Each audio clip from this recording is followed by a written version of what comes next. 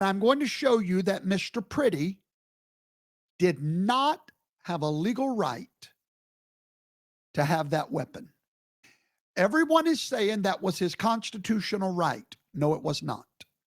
Let me explain to you tonight. I'm going to give you the truth. Alex had a concealed carry permit in Minnesota. He completed the mandatory course. He had every legal right to carry a firearm. But I'm about to show you in the law where he lost the right to carry it. Having a fundamental right to do something doesn't mean you can exercise it in any context without consequences. You have a fundamental right to free speech, but that doesn't mean you can commit perjury. You have a fundamental right to bear arms, but that does not mean you can bring a gun to commit a felony. Listen to me carefully. The right remains, but when you use that right in the commission of a crime, you don't have a right anymore. Alex Pretti did not have a right to have that weapon. Here's what the video shows, and I want to be careful here because there is an ongoing investigation. Pretti did not stumble onto this scene. He was part of a Signal app group that was tracking ICE. He went there specifically to interfere with federal law enforcement.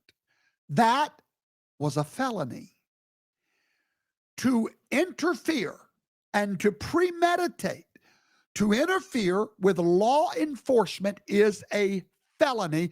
No one has a right to bear arms in the commission of a felony.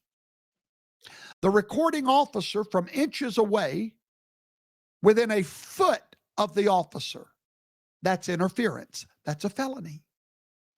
Getting physically involved with officers trying to make an arrest, that's assault on a federal officer. That's a felony. Resisting arrest when officers try to take him down, that's another felony. And an officer screams gun because Pretti was carrying, deadly force was identified.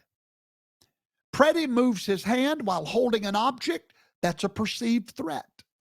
A gunshot is heard, and officers respond with deadly force against a man committing a felony. No, he had no right to bear arms in the commission of a felony. Now, of course, many of you students are going to question your esteemed grand professor tonight. Where does the law say that, Professor Toto? In Barnes versus Felix 2025.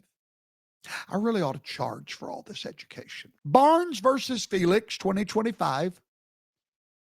It says that an officer is entitled to consider the totality of circumstances when reacting to a situation. The officers do not have to be correct in their perception of a threat. They have to have a reasonable perception of a threat. The Supreme Court has settled it.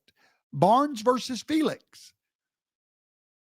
When the law enforcement hears the word gun and an object is moving in your hand and you're committing a felony and you have no right to that weapon in the commission of a felony, there is a reasonable perception of deadly threat. And according to Barnes versus Felix, the law is on their side. So when this investigation is over, this police officer will be free because he perceived a threat. That's not murder. That's survival. The investigation has to run its course. I'm not drawing final conclusions about whether the man drew a weapon or not. I don't know.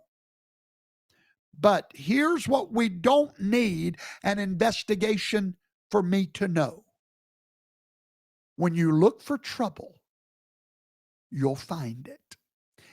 And in Minnesota, They get mad when they find what they're looking for. When you're part of a signal app group tracking ICE officers so you can interfere with lawful enforcement, you're a felon. When you physically engage with federal officers, you're a felon. When you resist arrest, you're a felon. Don't be surprised when things go bad. Obey law enforcement and you live. That's not a political statement. That's survival wisdom as old as time itself.